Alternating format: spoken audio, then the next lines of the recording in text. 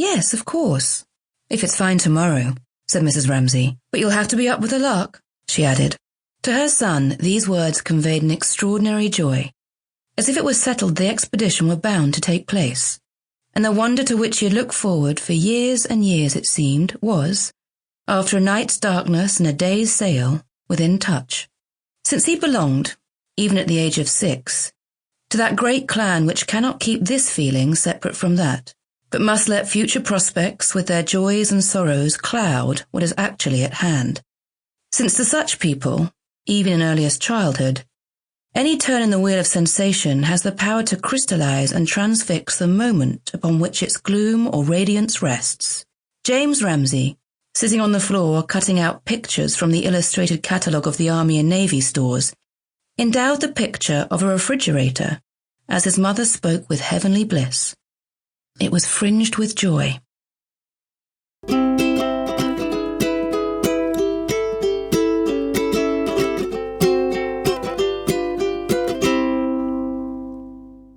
Hello, I'm Alicia Brogy. And I'm Erica Lombard. We're literary scholars. And this is Literate, the podcast where we go through the New York Public Library's 1995 list of the books of the century. Each episode we read one of these books, talk about what it means and why it matters, and then try to work out whether it really is one of the books of the 20th century. This time, I'm super excited to say that we are reading Virginia Woolf's To the Lighthouse. We also talked to 2 experts on Woolf, Urmila Seshagiri and Hermione Lee. At the start of the episode, we heard Ruth Wilson reading from the start of To the Lighthouse. The clip comes courtesy of Penguin Random House Audio.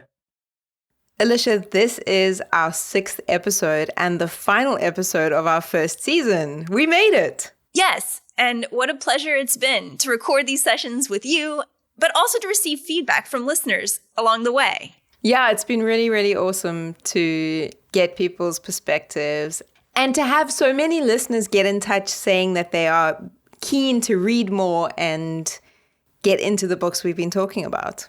So we've decided to come back for a second season. Yay!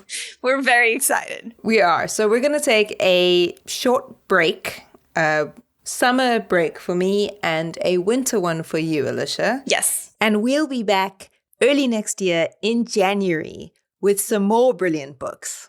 Okay, back to Woolf. I'm going to start off with a brief introduction to Virginia Woolf and To the Lighthouse. And I'll tell you a bit about the book. Then we'll hear from the experts and have a conversation about it.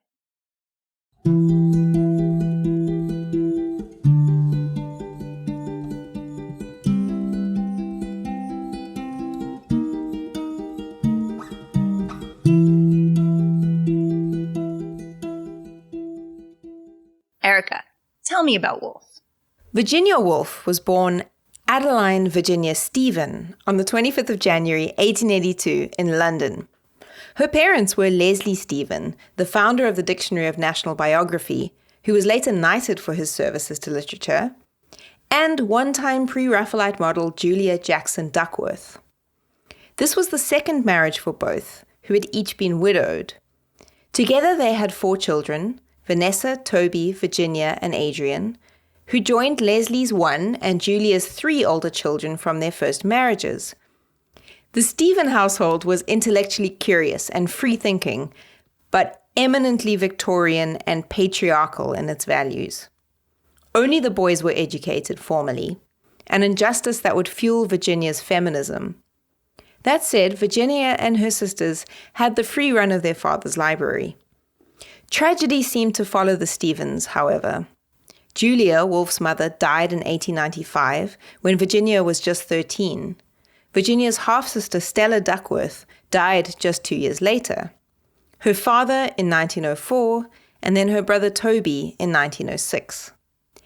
Until Julia's death, the family spent summers at Talland House in St. Ives in Cornwall. Another place that would become very important to Virginia was the Bloomsbury area of London, where she and her siblings moved in 1904 after their parents had both died, and where they would come to be the center of the so-called Bloomsbury Group, that loose but incredibly influential collective of writers, artists, and thinkers that included John Maynard Keynes and E.M. Forster. Virginia married Leonard Woolf in 1912. Their marriage, which lasted until her death, appears to have been a good one, intellectually engaged and productive. They established their own publishing house, Hogarth Press, in 1917, and the relationship had space in it for close and passionate friendships with others that sometimes moved into erotic territory. Probably the most famous one of these is her relationship with Vita Sackville-West, on whom she based the title gender-shifting character of Orlando. Woolf's first novel, The Voyage Out, was published in 1915. In addition to her novels, she wrote essays and works of criticism, biographies, letters, and diaries. Woolf struggled with her mental health for much of her life, going through several bouts of deep depression and also apparently experiencing manic episodes. She was institutionalized several times. On the 28th of March 1941, sensing the onset of another depressive period and wishing to spare Leonard the burden of caring for her, Woolf loaded her pockets with stones and waded out into the River Ouse in Sussex, drowning herself. To the Lighthouse was Woolf's fifth novel and is regarded as her most autobiographical. I found this fact on the British Library's page on the novel, that in a diary entry of the 28th of November 1928, she wrote, this is a quote, "I used to think of father and mother daily, but writing The Lighthouse laid them in my mind. Writing of them was a necessary act." So sort of implying that she got some kind of closure through writing the book. The novel was first published by Hogarth Press in 1927, on the 32nd anniversary of Virginia's mother's death, and it featured a cover designed by Virginia's artist sister Vanessa Bell.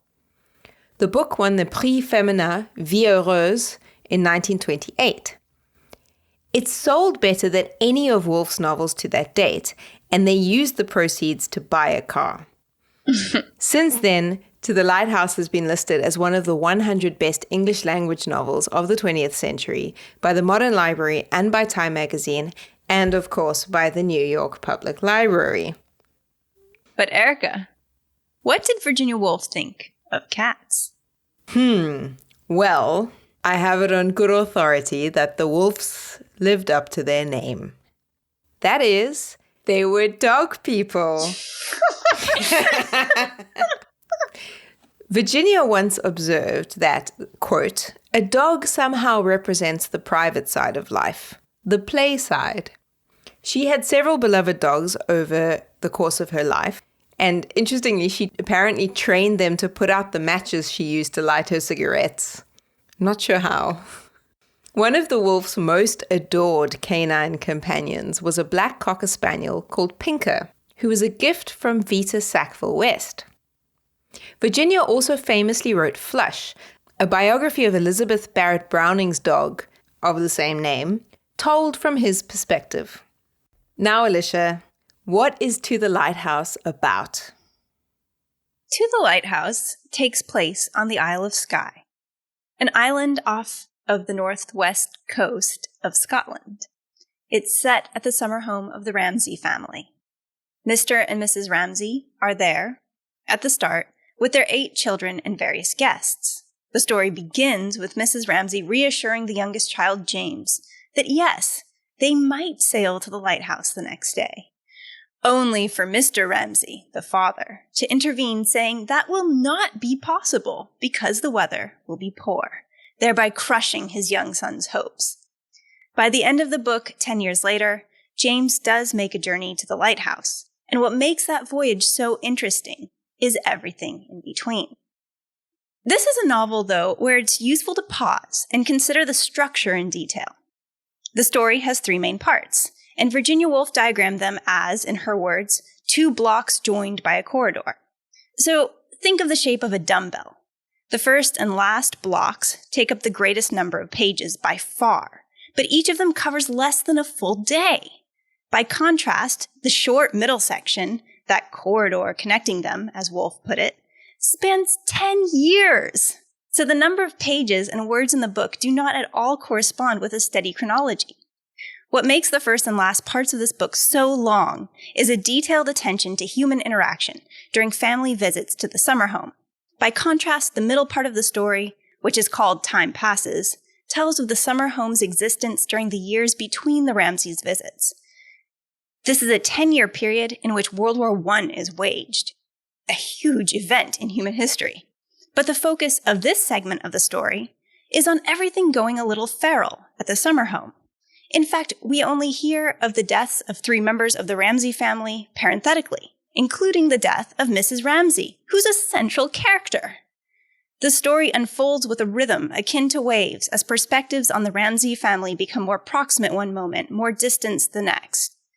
During the third and final section of the story, several family members have returned to the holiday home with Lily Briscoe, a painter, who was one of their guests at the start. Lily comes into the foreground, bringing the theme of perspective into particular focus as she works to complete a painting that she had started 10 years prior at the beginning of the story. Across these 3 parts, meanings arise and reverberate through the smallest details, glancing off of the imagery and setting, characters' thoughts and dialogue. It's the reading version of an impressionist painting, perhaps, or a post-impressionist one. Key themes that arise are of relations between parents and children, men and women, friends. There are themes of time and memory, perception and art, as well as a larger, more pervasive theme of the question of life itself, what it is in all its fluidity.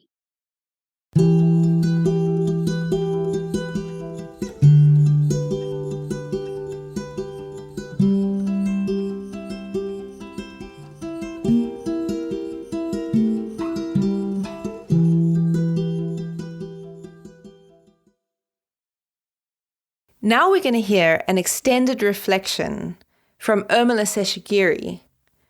She's an associate professor of English at the University of Tennessee, Knoxville.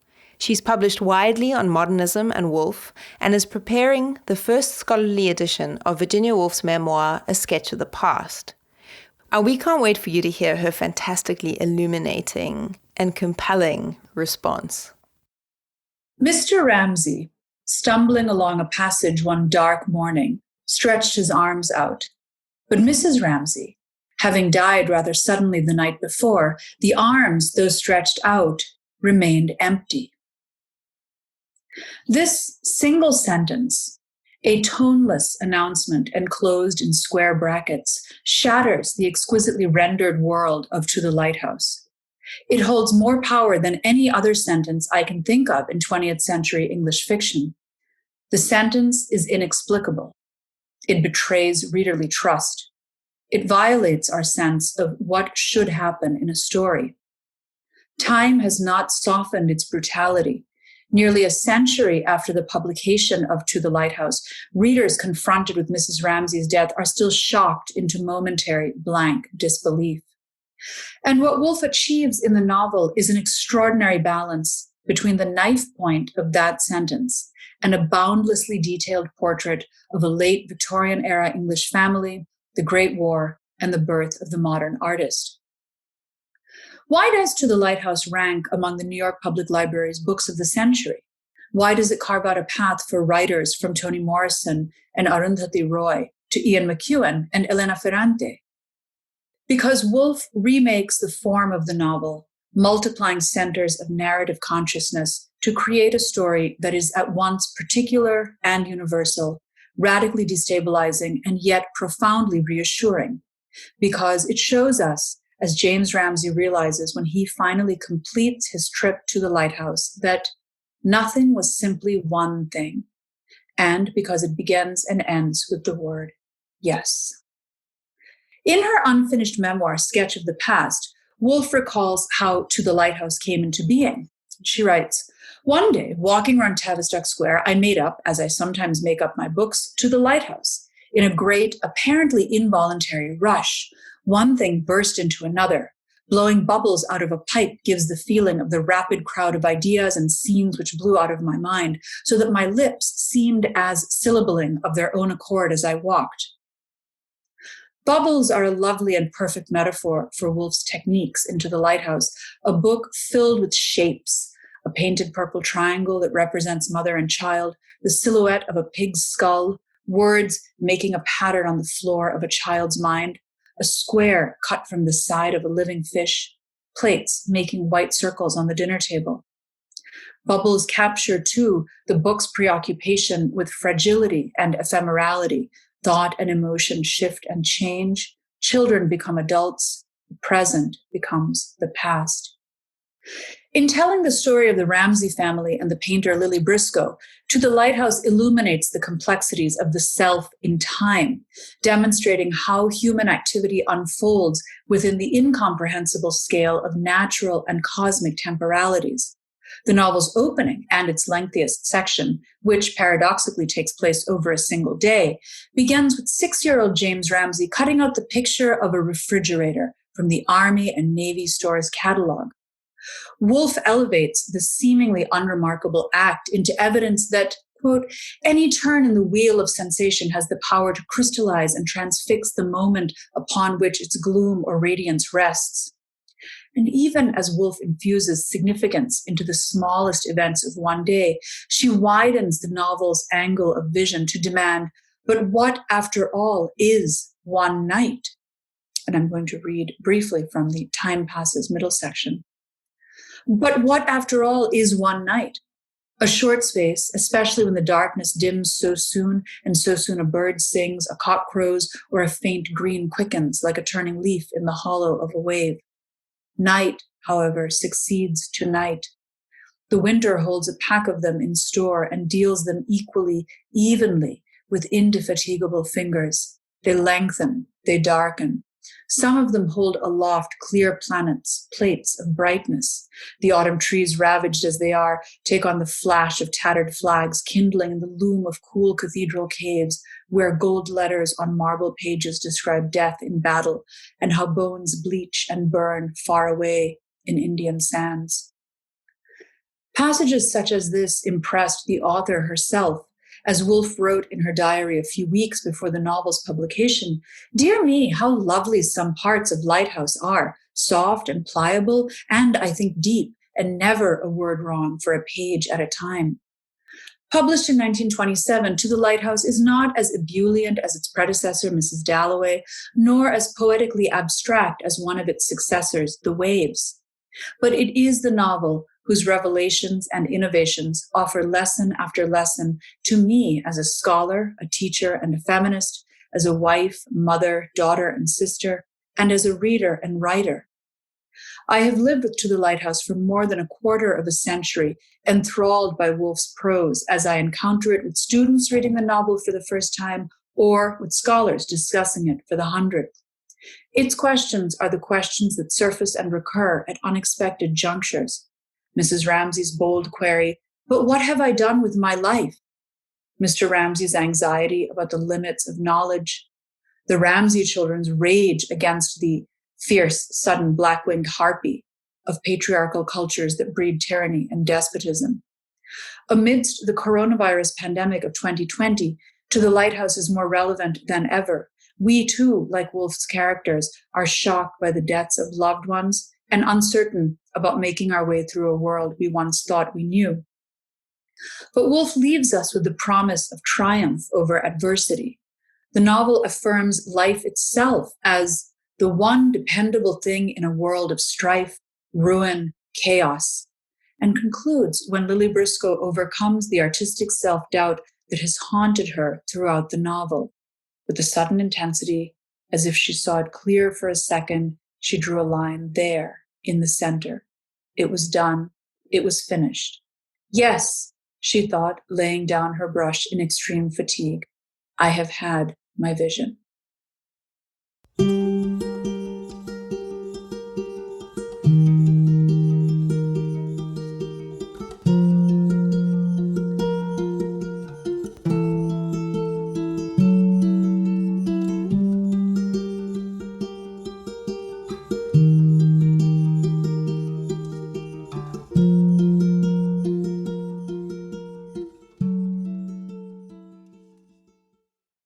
So, Erica, What did you think about To the Lighthouse? I love this novel, Alicia. I really, really love this novel, and I don't think I can speak dispassionately about it. I've read it before, but reading it this time was a different experience for me. And maybe, again, as I keep saying across these episodes, it's about life stage. So my father died last year, and I've spent a lot of time thinking through my relationship with him and thinking through my relationship with my family members and all of that. So if this was Virginia Woolf's own autobiographical reckoning with her family history and her parents, it's not just that, of course. It's more than that, because as she herself says, no thing is only ever just one thing. I think it was interesting coming back to it for me personally, for my own autobiography, thinking about family relationships and parents and all of that. But something that has stayed with me over my years of reading Virginia Woolf is how accurately, to my experience, she manages to capture the way thought works, the way we think to ourselves and how we kind of narrate in our heads. The stream of consciousness narrative technique where we're going between an omniscient narrator, maybe, and Lily Briscoe's perspective, and then Mr. Ramsay, and then Mrs. Ramsay, and we inhabit these different people's thoughts and the different ways that they think, with the sense that there is another person, a narrator, maybe Woolf herself even, who is helping us mediate between these different perspectives. There's something about that reading the novel itself feels like you are playing a symphony and this is the score. And you're bringing your own experience to it and your own kind of inflections and your own meanings, but you are following the thoughts of these other characters as they flit from one thing to another. You know? What's your sense? Well, part of the way that the novel is structured is that it has these subsections within the larger parts. And they often begin with a pronoun without a reference, so he without his name, or words without quotation marks. So the narrative voice shifts from one perspective to another, and you don't always know what perspective you're in. And that's absolutely crucial to the reading experience, and I think crucial to the subject of the novel. It is, in a way, about all these different I's, these individuals, and perspectives. You mean? I mean, I as the pronoun and as the homonym. And I think it's about each individual and about the whole that all these perspectives shed light on and contribute to about life. It's also interesting that Virginia Woolf began writing this in 1925. And that's the same year she published an expanded version of the essay Modern Novels, now as Modern Fiction. And in that essay, she's critical of some fictional forebears, which she describes as the Edwardian novelists like H.G. Wells, Arnold Bennett, and John Galsworthy. But she's also critical of James Joyce a little bit. And so she criticizes the Edwardians as being materialists. They're focused too much on things that aren't necessarily getting at that essence of life, or the psychology, or what you're talking about here, this consciousness, these things that charge all those moments. But then her critique, and this was brought to my attention by Deborah Parsons' book, Theorists of the Modernist Novel, James Joyce, Dorothy Richardson, Virginia Woolf, which is great, and I recommend it, partly because it gives really clear definitions of complex ideas. But Parsons claims that Woolf is also critiquing Joyce for having a method that, in Parsons' word, is, quote, so concentrated on one individual mind that it refuses to acknowledge the interaction of consciousness with the world around it. And that's the end of the quote. And what's so wonderful about what you've said, and I think about what Woolf does into The Lighthouse, is it does have all these different perspectives, and you get carried through the rhythm of the perspectives. But then the center part is a perspective that is so strange. Who is narrating this center bit about time passing? And so it's not just the perspectives of individuals, but of the context, of a world that's bigger than each I. So I agree. And I think that Woolf is very self-reflective about this, and that the artistry of it is part of what makes the novel so great. The artistry that facilitates the experience you're describing as a reader, which draws on her own autobiography and taps into yours, that taps into feeling and thought. I think there's something, to me, the experience of reading Woolf, each time I read something by her, and especially this novel, I'm struck by how she says things about the way people are in the world and interact in their minds that I don't see in other novels. So one of the things that I have remembered across the years is Lily Briscoe sitting at the dining table, thinking about all the people around her and thinking about this painting that she's been working on. And she's trying to work out, how can I solve this problem? Where should the light go? Where should the dark go? How do I balance this picture, this portrait? And this is a quotation. She says, "In a flash, she saw her picture and thought, yes, I shall put the tree further in the middle. Then I shall avoid that awkward space. That's what I shall do. That's what has been puzzling me." She took up the salt cellar and put it down again on a flower in the pattern in the tablecloth so as to remind herself to move the tree. That moment of her taking the salt cellar and putting it on a particular point of the pattern in the tablecloth to remind herself, the way that the mind uses these kinds of external, dare I say it, embodied details to make notes and to make sense. That level of observation of Woolf is always just so exciting to me, and I feel so validated. Absolutely. And that reminds me of two things. One is super brief, which is just that the exact quote or the exact moment you're bringing up, Lily then refers to later in the text. And she describes it as the moment when she gained freedom from Mrs. Ramsay's domineering force that pushes young women and men to marry. And, and so this moment that has that physical aspect, and it has this aspect where she's thinking about perception in a painting. And at the time, we don't hear, to my memory, anything about her struggling with a perceived pressure from Mrs. Ramsay to marry. But later, that association is added to it, which is such a rich way of featuring memory and perception and embodiment. But also, I thought of you so much with one little section, which is completely on this subject of embodiment, which you have been wonderful at bringing up repeatedly in our conversations. It's later in the book. It's in the third part. And Lily is thinking back, she's thinking about emotions. And she says, "For how could one express in words these emotions of the body? Express that emptiness there. It was one's body feeling, not one's mind." And then this is what I love the most. This little subsection goes on.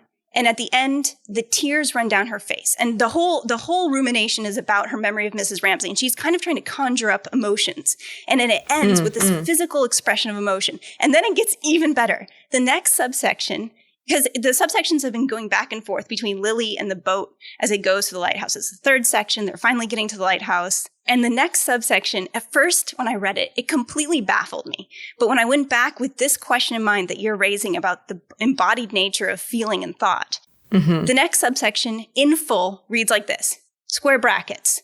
McAllister's boy took one of the fish and cut a square out of its side to bait his hook with. The mutilated body, parentheses, it was alive still, end parentheses, was thrown into the sea, end square brackets. That's the full subsection. It is completely embodied. It helped me to see what you're emphasizing, that way in which Woolf situates consciousness and feelings in this really sophisticated, deeply embodied manner. So I thought you'd like that. Yeah, I do. I love what you said about emotions being in the body. I mean, that is so... It's absolutely in keeping with what we know about how our minds work, how our brains work, how emotions work, how trauma works too, actually. Yeah, I love that. There's a kind of a realism to this novel. We've come back to this question of realism over the episodes. But there's a kind of a realism here that is not about externalities. It's, to my experience at least, and I don't know how other people think and engage in the world, but it rings true. That was really at the heart of Woolf's argument in modern fiction. She was saying that the novel is it's supposed to be about life, but the old forms are impeding our capacity to represent it, to tell some true things about this quivering thing, as I think someone calls it in this novel, life itself. And Deborah Parsons is arguing that the modernists were devising a new kind of realism to try to capture more of what this thing is. Is life like that? It was this driving question. And they were learning more about, this is the heyday of Freud and psychoanalysis. So they're learning more about how the unconscious is working and how the mind works and how much narrative is a part of that. Yes. Like the stories we tell about ourselves are what we are. That's what identity is in many ways. Yeah. And although Woolf hadn't met Freud yet, which she would eventually do, he was a common topic of discussion, I gather, from my readings in the Bloomsbury group. And after he died, she would go on and read his works with interest. So, and there's a large strand of psychoanalytic critique on this book. But before we jump into that, and perhaps a good segue from Freud, Erica, you brought up fathers. Would you like to say more about fathers? I was about to say, Alicia, I was going to say, well, speaking of Freud, but it's also speaking of the previous generation. What you're saying about critiquing and really trying to make something new in reaction to the father's generation. This is why Woolf is so brilliant, because she knows the literary past so well. Yes, she's steeped in it, right? She's steeped in it, and so she's able to be truly original because of that. That is at the heart of what she accomplishes. And that's the thing. She goes back again and again to her own very Victorian upbringing. And she's using that as the material to make something new. So while she's reacting against it, she's also using it. And I guess I could draw some sort of, almost sentimental conclusion about, isn't that what growing up is to return to your childhood and to your upbringing and not reject it entirely, but see its failings and its shortcomings, find compassion for it, and use it as the stuff to make your life the life that you want to live. Yes, and so that the ghosts of the past don't dictate your future as well. Yeah, absolutely. So anyway, there's a lot about fathers and about engaging with your parents, because it's not just about fathers, it's also about mothers. And there were just some moments where I felt like Woolf's engagement with patriarchy was so spot on. Some of the points that she makes about the ways in which in a patriarchal society, men and women who embrace those roles, play them, were just so accurate to me. Some of the things that really stood out to me was during the conversations at the dinner table, and Lily Briscoe is observing Charles Tansley, who's this young wannabe philosopher who says that women can't paint, women can't write, and this is really offensive to Lily, and she keeps coming back to his saying this horrible thing. Even 10 years later at the end of the book. Absolutely, because it's like she's pitting herself against the world in which that person, in which that voice is predominant. So Charles Tansley is listening to this conversation that he doesn't have anything to say in, or nobody's giving him a chance to, but he's so desperate to prove himself. And he says he wanted somebody to give him a chance of asserting himself. Why did no one ask him his opinion? Lily Briscoe knew all that. Sitting opposite him, could she not see, as in an X-ray photograph, the ribs and thigh bones of the young man's desire to impress himself lying dark in the midst of his flesh, etc. And then she says, there is a code of behavior she knew, whose 7th article, it may be, says that on occasions of this sort, it behoves the woman, whatever her own occupation may be, to go to the help of the young man opposite, so that he may expose and relieve the thigh bones, the ribs of his vanity, of his urgent desire to assert himself. As indeed it is their duty, she reflected in her old maidenly fairness, to help us, suppose the tube were to burst into flames. There's this fine-grained sense of how these power dynamics work, how a woman should be in relation to a man. And Lily keeps seeing Mrs. Ramsay do that endlessly, giving her husband sympathy or pity when he's demanding it and being quite childish.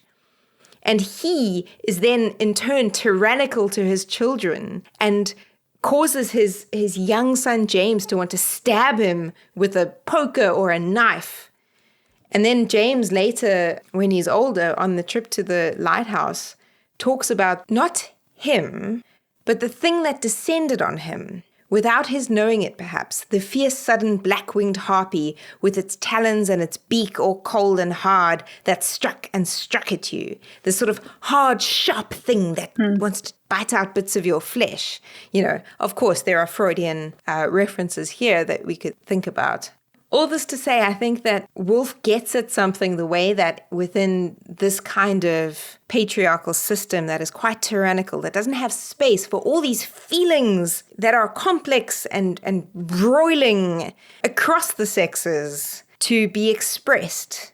How that then comes out in these interesting conventional ways that are stifling to many people, but also kind of make them want to do violent things. It's also interesting to me how that intensity of emotion, Woolf describes it, and I think takes it very seriously, like you are saying and highlighting right now. And she also includes comments like, such were the extremes of emotion that Mr. Ramsay excited in his children's breasts by his mere presence, or about Mrs. Ramsay at one point.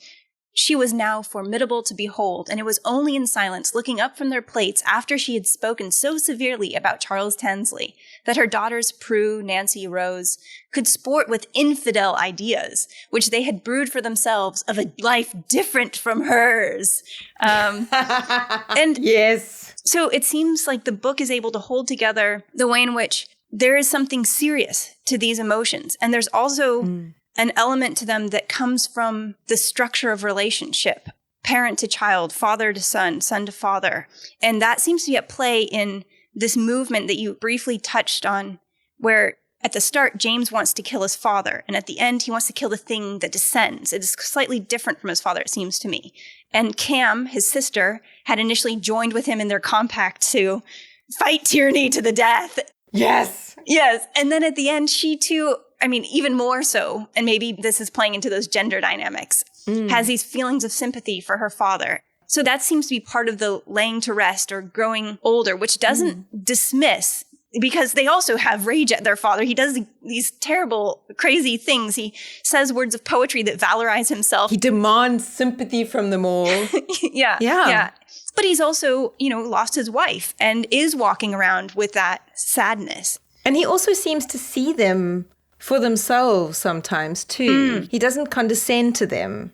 She keeps saying that he's actually the optimistic one. Yes. And Mrs. Ramsay is the one who's the cynic, ultimately. She's afraid of life in some ways and wants it to stand still. Yeah. Also, I liked how you brought her into this discussion of patriarchy, of the sexes, her role where she is described as receiving flattery from the process of helping people. And there's something that I think is actually attributed to Lily Briscoe, but there's something of this always presenting the light with its shadow, always presenting the thing with its sort of counterpart. So she may be fulfilling this ideal in her view, but there's a darker, there's a shadow as well. A light here required a shadow there. Yes. On that note, the narrator also says of Mrs. Ramsay, she had the whole of the other sex under her protection. For reasons she could not explain, for their chivalry and valor, for the fact that they negotiated treaties, ruled India, controlled finance. Finally, for an attitude towards herself, which no woman could fail to feel or to find agreeable. Something trustful, childlike, reverential, which an old woman could take from a young man without loss of dignity. And woe betide the girl, pray heaven it was none of her daughters, who did not feel the worth of it, and all that it implied to the marrow of her bones. So that's that thing that you're saying. But, the flip of it is that she sees herself as kind of bestowing upon them, these childlike men, this kind of grace. So she's seeing herself as being in a powerful position to some extent. It's complex. It's always complex. With Woolf. Yeah, of course. And then I also go back to this thing. What is Mrs. Ramsay to herself? There's this moment where she's sitting by herself. It says, she could be herself by herself. And that was what now she often felt the need of, to think. Well, not even to think, to be silent, to be alone. All the being and the doing, expansive, glittering, vocal, evaporated. And one shrunk with a sense of solemnity to being oneself, a wedge-shaped core of darkness, something invisible to others. And then it goes on. Beneath, it is all dark, it is all spreading, it is unfathomably deep. But now and again we rise to the surface, and that is what you see us by. The sense that what we see surfacing is what we think of as her, but there's so much going on beneath. And she sees herself as this wedge-shaped core of darkness. So there's the dark there, and she feels freedom in that because she can go on all kinds of adventures within herself. And that very much reminded me of this whole rhythmic theme of water and waves that you catch throughout the novel. Yes. I mean, even the way in which the sun glimmers on the water, but then beneath it, it's dark. And there's something shared and deep and continuous. And if Woolf can be described as writing with stream of consciousness, maybe it should be sea of consciousness. The streams are water too. Streams are water too, but I feel like in this instance, maybe streams feel a little more directed to me. And here you have the peaking of the waves at moments and these high points that she's talking about and in the apparitions of what life is. But life is so much more than that. It's all the darkness underneath. And this sense of those peaking moments that then sink down into something more diffuse brings to my mind an episode that I'd like to dive into a little more deeply. And that's a little earlier than the bit you've just described. And in fact, she's kind of coming down still from the bit that I want to go back to, which is at the end of the dinner. And it fascinated me partly because it has this religious register throughout, which always catches my eye. But I think it's very intentional here. And it's doing something interesting that's related to those peaking moments of waves of consciousness. And here is how it starts. She, and it's talking about Mrs. Ramsay, looked at the window, in which the candle flames burnt brighter now that the panes were black. And looking at that outside, the voices came to her very strangely, as if they were voices at a service in a cathedral. For she did not listen to the words. Now, in a Roman Catholic cathedral, you often see votive candles, prayers for individual lives. So this kind of flickering light in the darkness, those themes you just raised. The sudden bursts of laughter, the text goes on, and then one voice, Minta's, speaking alone, reminded her of men and boys crying out the Latin words of a service in some Roman Catholic cathedral. She waited. Her husband spoke. He was repeating something. And she knew it was poetry. So instead of the ecclesial liturgy, now it's poetry inserted. There's something aesthetic happening here. She knew it was poetry from the rhythm and the ring of exultation and melancholy in his voice. Come out and climb the garden path, Luriana Lurlee. The China rose is all abloom and buzzing with the yellow bee. The words, she was looking at the window, sounded as if they were floating like flowers on water out there, cut off from them all, as if no one had said them, but they had come into existence of themselves, ex nihilo. And then in my edition, there's a bit with quotation marks, which, Erica, does yours have quotation marks here? No, it's set aside. It's like a block quotation. Interesting. So in mine, it's an inconsistent use of quotation marks, which suggests a different speaker. It goes on, and all the lives we ever lived and all the lives to be are full of trees and changing leaves, end quotation marks. She did not know what they meant, but like music, the words seemed to be spoken out of her own voice, outside herself. And as it goes on, there's this sense that she detects of a collective feeling. The text says, with the same sort of relief and pleasure that she had, as if this were, at last, the natural thing to say, this were their own voice speaking. But the voice stopped. She looked round. She made herself get up. Augustus Carmichael had risen, and holding the table napkin so that it looked like a long white robe, he stood chanting. To see the kings go riding by over lawn and daisy lea, with their palm leaves and cedar sheaves, Luriana, Lurlee. And as she passed, he turned slightly toward her, repeating the last words, Luriana, Lurlee, and bowed to her, genuflecting, if you will, as if he did her homage. Without knowing why, she felt that he liked her better than he had ever done before, and with a feeling of relief and gratitude, she returned his bow and passed the door, which he held open for her. So what I see here is Woolf crafting a passage out of this domestic scenery that really draws on the aesthetic power of Mrs. Ramsay. It shows what she, at her high points, accomplishes, which is creating moments that solidify in people's memories. And she thinks about this. She later thinks about this as a moment that people will remember. And Lily remembers moments and attributes to Mrs. Ramsay that power of making moments stick. But what's interesting, too, is that there is a shadow to this light. If all of this sacred language sounds elevated, I think that it is also being used in an elevated way. It's used in a very traditional way, and it is being associated with poetry.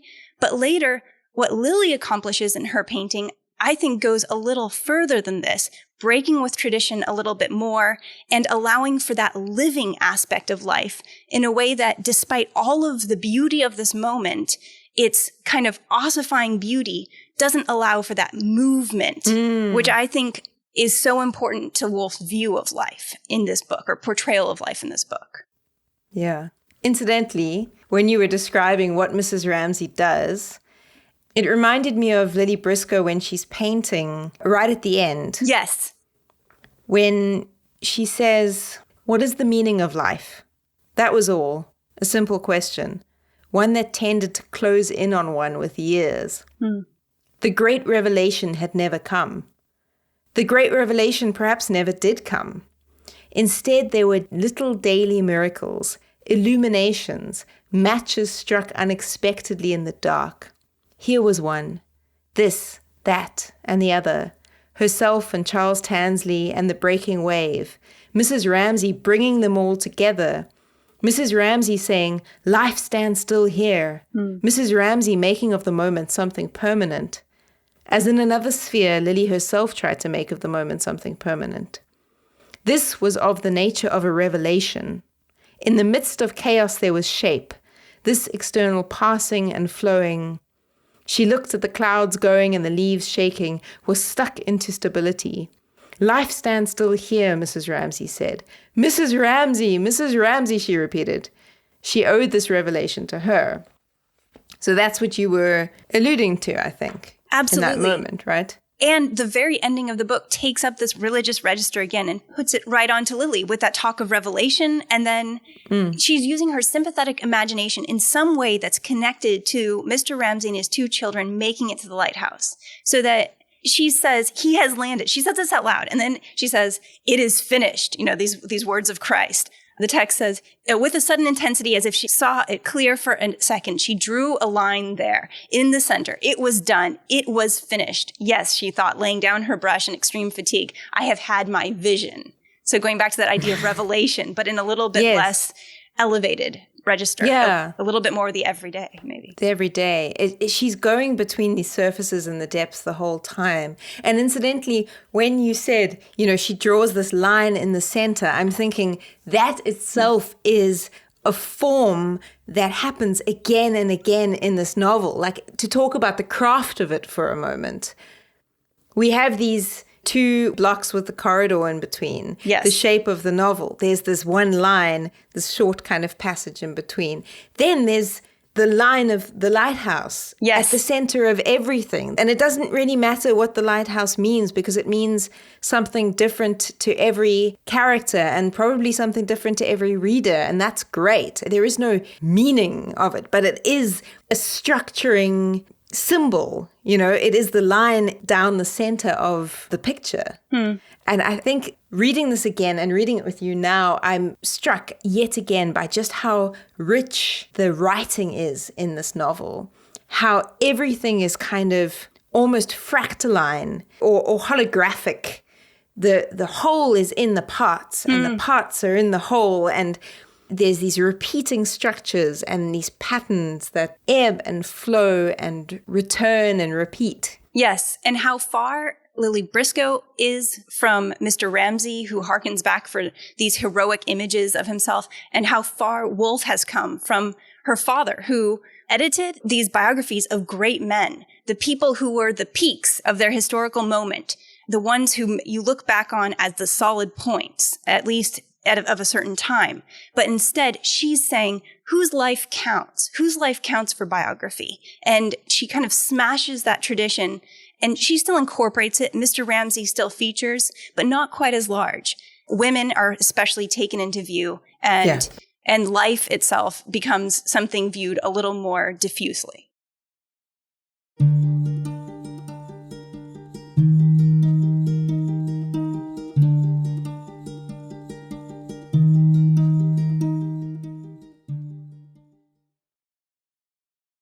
For this episode, we had the pleasure of interviewing Professor Dame Hermione Lee.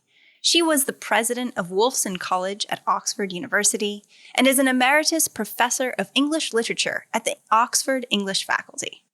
She is also a renowned author of the landmark biography on Virginia Woolf. Most recently, she published a new biography of Tom Stoppard, which everyone should read.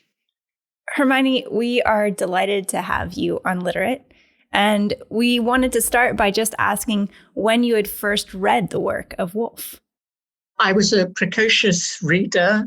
I had a very literary mother. I came out of a very literary household. And as a matter of fact, I vividly remember going away for the weekend to stay with some friends, which was rather an unusual thing, actually, for me to do.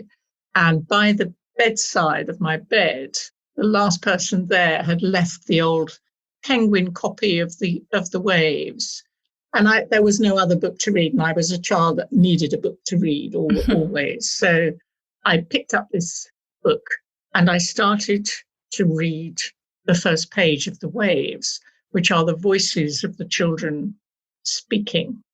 I see a ring, and I thought, oh yes, I know this language. This is my language. And I read that first page. And then it got more complicated. And after about 3 pages, I stopped reading. I was about 7 or 8. But it's very extraordinary because I do think, and So the Lighthouse, of course, is a book very much about children and how children never forget. I always think that's one of the key lines in the book. Children never forget. And I do think there's something in her, although, of course, we think of her as a very sophisticated, complicated adult writer. She appeals to something. There is something in her that speaks to a child's imagination, I think, and it certainly did to me. And I've been reading her ever since. Amazing. So jumping off that wonderfully kind of personal answer of your 8-year-old self discovering the words of Woolf, what does Woolf mean to you as a reader and as a writer, as her biographer? I think above all, as her biographer, what I became entranced by and fixated by was an extraordinary courage. I think she's a very courageous writer and a very courageous person. There are all kinds of other attributes one could apply to her, and people who don't like her personality and don't like her work would think of many other adjectives, although I think they'd all agree that there's a kind of audaciousness about her. But she courageously dealt with some horrible experiences in her life. She courageously set out to write a kind of fiction which she thought conditions required, modern conditions required. I think she felt that the life as we were leading it then in the 1900s and 1910s and 1920s required a different kind of writing that the old forms wouldn't do. And I think she's very courageous in the way she set out to do that. She was thin-skinned. She was afraid of mockery. She was afraid of laughter. She was afraid of bad reviews, the way we all are. And she protected herself somewhat by the Hogarth Press, by her and her husband Leonard Woolf setting up the Hogarth Press so that she could write what she wanted to write and publish it and didn't have to be at the mercy of other publishers. So in that sense, she protected herself. But she was still putting her voice out there, both as a extremely experimental and adventurous writer and also as a feminist, though she would not herself have used that term. She was leery and anxious about that term. But so I think courage is the thing that speaks to me most vividly. I'm very impressed when I read the diaries, and she's constantly urging herself along. Go on, she says, get on with it. Don't be afraid, as it were, though she often is afraid. And there's this phrase she sometimes uses as if she's riding a horse. she says, take your fences, jump over the next high fence and the next higher fence. And it's a bit like Mrs. Dalloway at the beginning of that novel. Well, she's not doing anything particularly brave. She's going out to buy some flowers for her party. But there's a sense that she's sort of plunging in. She's about to plunge into whatever the next experience is. And I find that extremely exciting. I'm also very interested in this curious doubleness that there is about her, where she seems to be both a late Victorian and a modernist who speaks to us. And because her dates go between the 1880s and the 1940s, which is now increasingly a very long time ago, her childhood seems to be in another world. And much of the material she's writing about, including Into the Lighthouse, is 19th century material. But what she's doing with it is still, I think, quite radical and new. I think that's a great segue to the next question. What you're highlighting of her drawing on these older resources, but really courageously pressing to do something new with them. I learned from an old essay of yours that during the same year as To the Lighthouse was published, Woolf raised the idea in a letter that her next book would revolutionize biography. And without going too deeply into the details of that next book, Orlando, could you tell our listeners a little about what Woolf meant by revolutionizing biography? And why did this matter to her? Can we see it playing out into The Lighthouse? Yes, it's a very good question. And also the other book that she was thinking about as she was coming towards the end of To the Lighthouse was A Room of One's Own. And people tend to put, the book you're referring to is Orlando.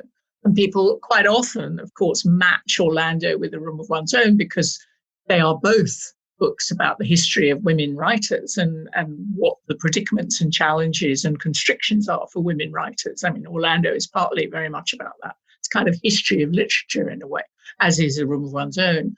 But I think To the Lighthouse and A Room of One's Own are less often put together, and yet a lot of the arguments into The Lighthouse that people are having with themselves and with others, you can clearly see are leading on to A Room of One's Own. However, that's not the question you asked me. The question you asked me is about revolutionizing biography. And the idea of revolutionizing biography was to do with getting rid of gender conventions very much ahead of her time, whereby she would have this character who would live for 300 years and would turn from being a man to being a woman, and thereby breaking down all the kind of strict determinist ideas that biography tends to have. If you are this kind of a person, you are likely to behave in this kind of way.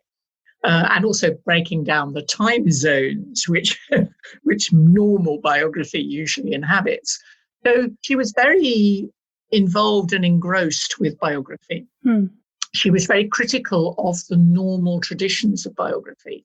And there is a great overlap here between her essays and her fiction, because she's constantly asking questions about how we can know other people, how we can represent other people, both in nonfiction and in fiction. And she's very impatient with and critical of the kind of career path which your standard biography usually has, especially if it's about a man. Hence her interest in revolutionizing biography and writing about someone who broke down the fixed gender norms. And because she herself had not been to school, had not been to university, had not learnt Greek, as she is constantly complaining, had not had a public career, had not worked in an office, had not got titles after her name, she is extremely conscious of what would be the shape of a life that was not a public figure's life, that was a life of an ordinary woman who might be the mother of a lot of children, like Mrs. Ramsay, looking after her very demanding husband, rather old-fashioned in her views, not terribly willing to take on board modern life. What would it be like to be a woman like Mrs. Dalloway, the wife of an MP, a Conservative MP, who seems to spend her life rather trivially, just sort of giving parties and not knowing much about anything? What is it like to be inside such a person? And all her books are about this. How do you find a language for writing what seems to her a truer kind of biography? truer way of thinking about real people. There's a wonderful moment in To the Lighthouse where Mrs. Ramsay, who's a very active figure, she's constantly doing things, looking after the children, looking after her husband, making sure the boeuf en daube is properly cooked for the dinner, going down to the village and looking after people, knitting a pair of stockings for the lighthouse keeper's boy who's got tuberculosis in his hip. When she's on her own, when she's not doing all this stuff, she sinks down into some realm of unknown, dark silence, which is rather gloomy and melancholy, actually. She's not an optimist. Life seems to her terrible. And all that activity kind of goes away. And she becomes what the novel curiously calls a wedge-shaped core of darkness. So how can a wedge-shaped core of darkness be a description of a human being? Just as how can the painter Lily Briscoe's painting, which is a painting of Mrs. Ramsay with one of her children, appears on the canvas as a purple triangle. How could a purple triangle in modern art be a description or a view of a mother and child in the way that a Renaissance nativity scene can be a description of a woman and child? So this question about revolutionizing biography is absolutely fundamental to the way she's also writing fiction. Wow, that's such a wonderfully kind of enlightening answer. Thank you so much, Hermione. I guess we're going to go out of the depths and come a little bit further to the surface to something a bit more superficial. Would you call this one of the books of the century, the 20th century? And of Woolf's body of work, if you were to pick one, is this the one that you would pick? Yes. Huh. Well, that's it then. Great. It's funny. I was just, when I start to try and read little bits of it again, if I'm going to talk about it, I find it extremely, I don't know about you, but I find it extremely hard to speed read To the Lighthouse. I get completely sucked back in. And every single time, I know this book very well, and I've read it often. And every time I think, this is such an extraordinary book. This is so profoundly moving. And it's also very funny. And it's also brilliant about society and families. And it's also very revealing and extraordinary about grief and loss and children's lives. And the other thing that happens to me when I look back at it, I always find something I haven't noticed before. It's very strange, as if it's been hiding its secrets from me each time. And I will just tell you what I found this time, may I? Absolutely, please. So it's one of those passages where Lily, the painter, the young painter, who's kind of in love with the whole Ramsay family and particularly with Mrs. Ramsay. And it's in the first bit of the book where they're all in this country house together, which is supposed to be in the Hebrides, but is actually evidently Cornwall, which was where her family house was. And she's remembering her encounters with Mrs. Ramsay, and she's completely in love with her. At the same time, she can see the things that are wrong with Mrs. Ramsay. And she's remembering a scene where she put her head in Mrs. Ramsay's lap and looked up at her face and sees her face going rather still and stern, now with every trace of willfulness abolished, and in its stead, something clear as the space which the clouds at last uncover, the little space of sky which sleeps beside the moon. The little space of sky which sleeps beside the moon. I've never read that sentence before. I've never noticed it before. And it's an example of how extraordinary this book is, that she can do something like that in the middle of a quite realistic novel about a family on holiday and all the people who come to the house. And then the moment of the war and tragedy and loss and the ending of the life in the house, and then picking it up again sometime later with some of the people dead and some of the people coming back to the house. You could have told it as a perfectly ordinary late 19th century family saga, and it would have worked really well, actually. I would have quite liked to read that book too. But no, it's not like that. It's got sentences like that in it where you stop in your tracks and think, this is a kind of almost abstract poetry, yet it's very firmly embedded in the realities of the situation. And it's very precise and often very humorous, I think, about this family where you've got this second-rate philosopher who's constantly complaining about the fact he's never made a big impact in his life. He's got this wife who is clearly comes from a sort of colonial, her ancestors all governing India. She's supposed to have an Italian forebear. That was so that Virginia Woolf could get away from it being too autobiographically about her mother, who actually had French forebears. But then she forgets about that halfway through the novel and has her inherit a French recipe for beurre fondue from her grandmother. So I love that moment. Instead of an Italian dish, which is what it should be. And so there's her. She's got 8 children. At some point, you get all the feelings about all the children. You've got these visitors to the house, Lily Briscoe, the painter. You've got the appalling Charles Tansley, who is a sort of pitiable figure and spends his time basically saying, I, listen to me, I'm the man. Women can't write, women can't paint. He's very like what goes on in A Room of One's Own. He's the sort of enemy in A Room of One's Own. And you've got various surrounding characters. You've got a young couple who are falling in love in a rather ruthless sort of way, ignoring everybody else. So you've got all this plot going on, and you find out eventually what happens to all these people. But the simple plot is whether they're going to go to the lighthouse the next morning. And they don't, but they do get there in the end. Yeah, absolutely. Thank you so much, Hermione. Thank you.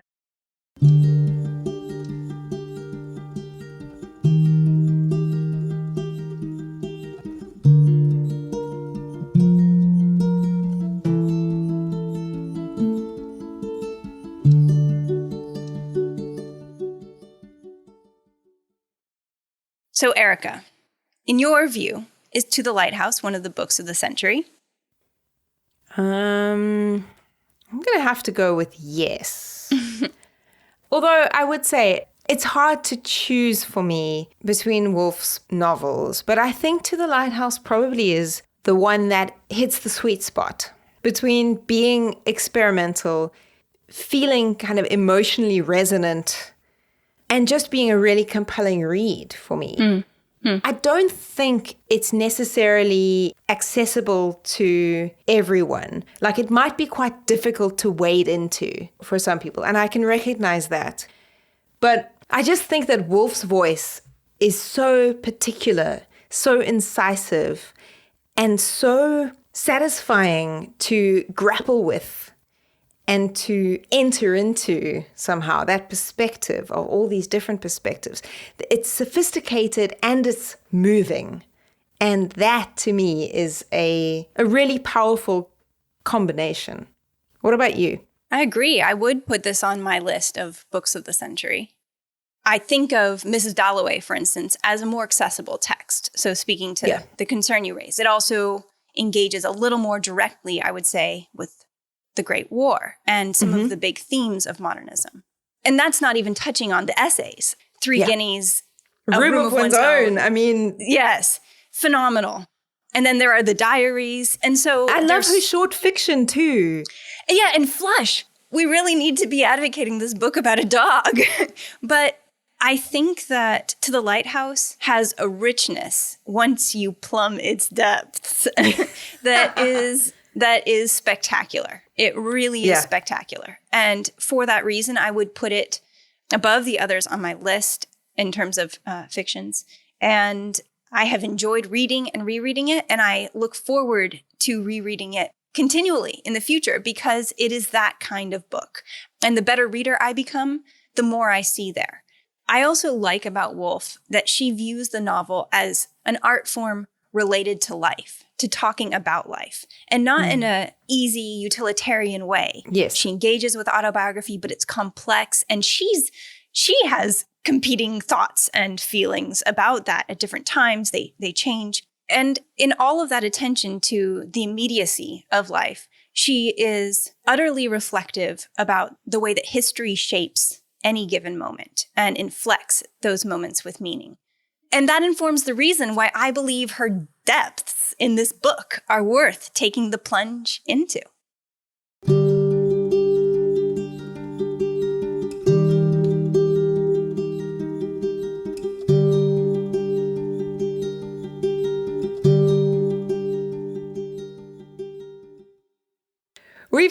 finally made it to the lighthouse, Alicia. Is it everything you imagined?